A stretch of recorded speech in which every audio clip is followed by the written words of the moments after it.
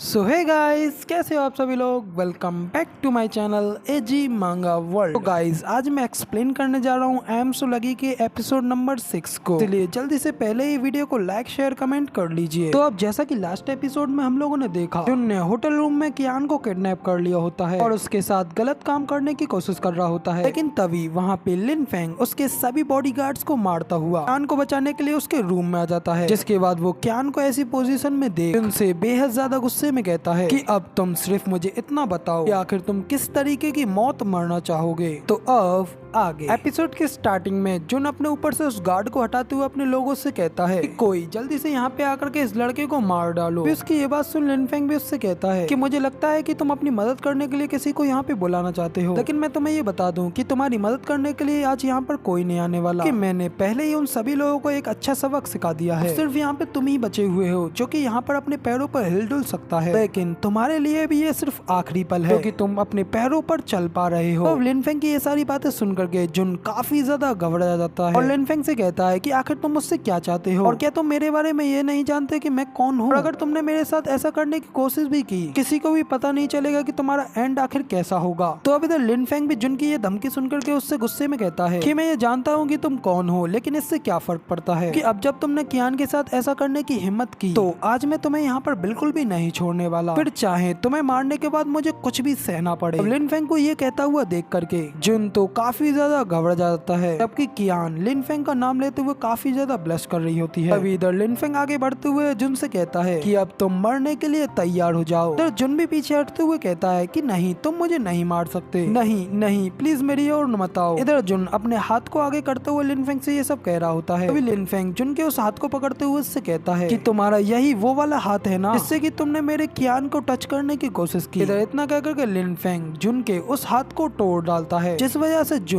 एक जोरदार चीख मारता है क्योंकि इधर जुन का हैंड पूरी तरीके से क्रश हो गया होता है। तो अब इधर लिन फेंग जुन के उस हाथ को तोड़ने के बाद एक इवल स्माइल पास करते हुए कहता है तो अब मुझे नेक्स्ट किस चीज को तोड़ना चाहिए। इधर जुन घबराते हुए पीछे विंडो की ओर जाने लगता है। के बाद जुन विंडो पर पहुंच करके लिन फेंग से कहता है कि इसके बाद मैं तुम्हारी पूरी फैमिली को मार डालूंगा, साथ ही तुम्हें भी मारकर हेल में पहुंचाऊंगा। लिन फेंग कहता है कि इससे पहले तो मैं ही तुम्हें हेल में पहुंचा दूंगा, लेकिन इधर जुन तभी वहां से विंडो से कूद जाता है और लिन फेंग से कहता जाता है कि तो फिर ठीक है, चलो देखते हैं। इधर लिन फेंग भी जुन को उस विंडो से कूदता हुआ देख करके उसकी ओर आता है। तभी वो देखता है कि विंडो के बाहर एक रिवर होती है और उसी रिवर में जुन ने अब जंप की होती है। इसे देख करके लिन फेंग काफी ज्यादा गुस्से में अपने मन में कहता है कि शिट, मैंने ये कभी नहीं सोचा था कि इसके अंदर इतनी ज्यादा हिम्मत होगी कि यहाँ इस विंडो से जंप करके इस रिवर में कूद जाएगा। तो लिन फेंग को इतने ज्यादा गुस्से में देख कियान भी उससे कहती है कि फेंग, मैं जानती हूँ कि तुम मुझे यहाँ पर बचाने के लिए आए हो, इसीलिए मैं भी तुम्हें यहाँ पे देख करके काफी ज्यादा खुश हूँ। फेंग, सच में तुम बेहद ज्यादा अच्छे हो, बेहद ज्यादा अच्छे हो, लेकिन मैं तुम्हारे आने से पहले काफी ज्यादा घबराई हुई थी। मैं घबराई हुई थी कि कहीं तुम मुझे ढूंढ नहीं पाओगे। इतना कह करके कियान वहाँ पे रोने लगती है। तभी लिन फेंग भी हंसते हुए उससे कहता है कियान, तुम्हें अब डरने की बिल्कुल भी जरूरत नहीं है, तुम बिल्कुल सेफ हो। जिसके बाद लिन फेंग कियान के हाथों पे से उस रस्सियों को तोड़ते हुए कहता है कि मुझे माफ कर देना जो कि मैं इतना ज्यादा लेट हो गया और इस सब में सिर्फ मेरी ही गलती है जो कि मैंने तुम्हें वहाँ पर अकेला छोड़ दिया। इसलिए अब से मैं तुम्हें ये वादा करता हूँ कि आज के बाद मैं फिर से कभी भी तुम्हें अकेला नहीं छोड़ूंगा। इतना कह करके लिन फेंग कियान के सिर को अपने सिर से टच करते हुए उससे कहता है कि अब से तुम्हें डरने की बिल्कुल भी जरूरत नहीं है। मगर लेकिन वो कमीना यहाँ से भाग चुका है, इसलिए हम लोगों को भी यहाँ से जल्द जाना होगा।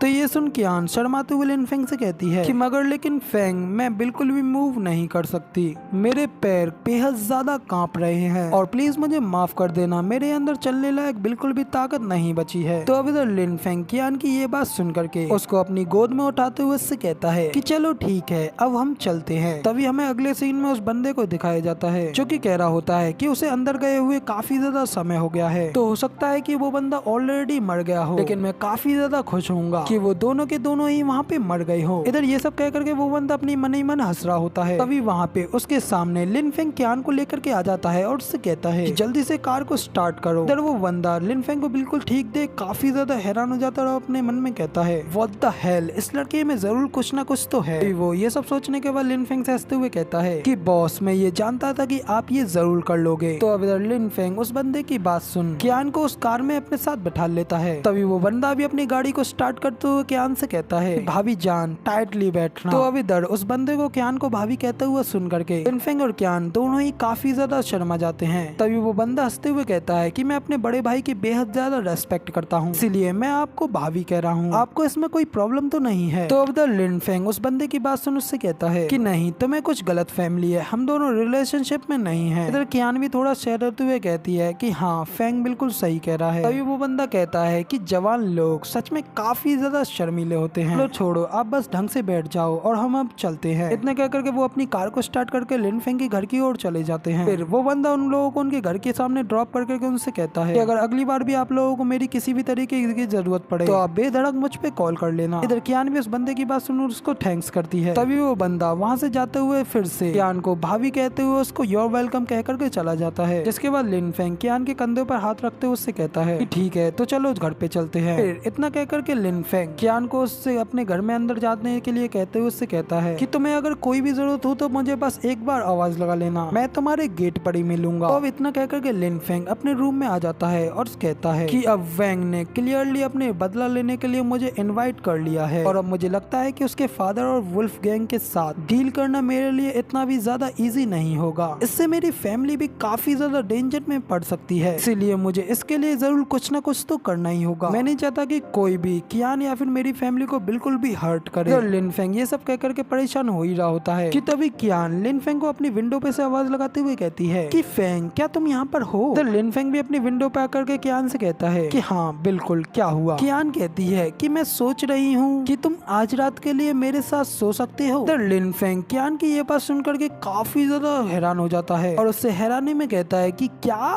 तुम आखिर क्या कह रही हो। कियान भी इधर शर्माते हुए लिन फेंग को मना करते हुए कहती है कि नहीं नहीं तुम जैसा सोच रहे हो ऐसा बिल्कुल भी नहीं है, वो तो मेरे पेरेंट्स कह रहे थे कि वो आज रात घर पे नहीं आ पाएंगे, इसलिए आज मैं अपने घर पे बिल्कुल अकेली हूँ और मैं काफी ज्यादा डरी हुई हूँ, इसीलिए जितना ज्यादा मुझे लगेगा कि कोई मेरे साथ मेरे घर पे है तो ही मैं आज रात थोड़े अच्छी तरीके से सो सकती हूँ, इसीलिए प्लीज फेंग आज जो कुछ भी हुआ उस वजह से मैं काफी ज्यादा डरी हुई हूँ। तो इधर लिन फेंग भी कियान की ये सारी बात सुन उससे कहता है कि ठीक है अब जब मैं इस सब चीज के लिए रेस्पॉन्सिबल हूँ तो मैं तुम्हारे साथ तुम्हारे घर पे जरूर रुकूंगा और जब तक कि तुम सो नहीं जाती। तो अब इधर लिन फेंग के इतना कहने के बाद अगला सीन हमें कियान के बाथरूम का दिखाया जाता है क्योंकि लिन फेंग को आवाज लगाते हुए वहाँ पे आराम से नहा रही होती है। कियान अपने बाथरूम के अंदर से लिन फेंग से कह रही होती है कि फेंग तुम हो ना यहाँ पे, प्लीज मुझे डराने की कोशिश मत करना। लिन फेंग भी कहता है कि हाँ मैं यहाँ पर हूँ, तुम्हें जितना भी टाइम चाहिए तुम ले सकती हो। उधर लिन फेंग कियान से ये सब कहते हुए अपने मन में कहता है कि कियान से विंडो पर बात करने के बाद मेरे 3 टास्क ट्रिगर हो गए क्योंकि तीनों ही ABC रैंक के हैं। लिन फेंग के उन टास्कों के बारे में बताया जाता है कि टास्क A में लिन फेंग को अच्छी तरीके से कियान की तारीफ करनी है, टास्क B में उसको कियान के लिप्स पर किस करनी है और टास्क C में लिन फेंग को कियान के अनमोल विचारों को 30 सेकंड तक छुए रखना है। इस सब से लिन फेंग को टोटल 17 पॉइंट्स मिलेंगे। तो इधर लिन फेंग इन सब टास्कों के बारे में जानने के बाद शर्माते हुए अपने मन में कह रहा होता है आखिर मुझे इतने सारे सेक्सुअल हैरेसमेंट टास्क क्यों मिलते हैं। तो इधर लिन फेंग के ये सब सोचने के बाद कियान अपने बाथरूम से नहा करके निकल आती है और लिन फेंग से कहती है कि फेंग मेरा हो गया, मैं नहा ली। तो उधर लिन फेंग भी शर्मा करके कियान को देख करके उसको आवाज लगाता है। तो कियान कहती है कि हाँ क्या कुछ हुआ है। लिन फेंग कहता है कि हाँ तुम काफी ज्यादा ब्यूटीफुल हो। तो अब इधर लिन फेंग की ये बात सुनकर के कियान काफी ज्यादा ब्लश करने लगती है और ब्लश करते हुए लिन फेंग से कहती है कि नहीं मैं तो काफी ज्यादा नॉर्मल हूँ, इसीलिए लिन फेंग प्लीज मेरा मजाक ना बनाओ। इतना कह करके फिर कियान वहाँ से जाते हुए लिन फेंग से कहती है कि ठीक है लिन फेंग तो अब मैं अपने बेड पर सोने के लिए जा रही हूँ, गुड नाइट। लिन फेंग भी कहता है कि हाँ ठीक है गुड नाइट। तो अब इधर कियान के अपने रूम में चले जाने के बाद लिन फेंग हंसते हुए कहता है सच में जब ये ब्लश करती है तो कितनी ज्यादा क्यूट लगती है। उधर लिन फेंग ये सब कह ही रहा होता है कि तभी उसके पास नोटिफिकेशन आती है कि उसका टास्क 1 कंप्लीट हो गया है। तो लिन फेंग के इस टास्क को कंप्लीट हो जाने के बाद 10:21 हो गई होती है। लिन फेंग कियान के रूम की ओर जाते हुए अपने मन में कहता है कि अब तक 30 मिनट हो गई हैं। कियान काफी ज्यादा थकी हुई थी और वो अब तक सो गई होगी, इसीलिए मुझे इस चांस का फायदा उठाते हुए कियान के लिप्स पर किस करके अपने टास्क B को कंप्लीट करना चाहिए। इतना कह करके लिन फेंग अंदर रूम में जाने की हिम्मत करता है। फिर कियान के दरवाजे को नॉक करते हुए कियान से कहता है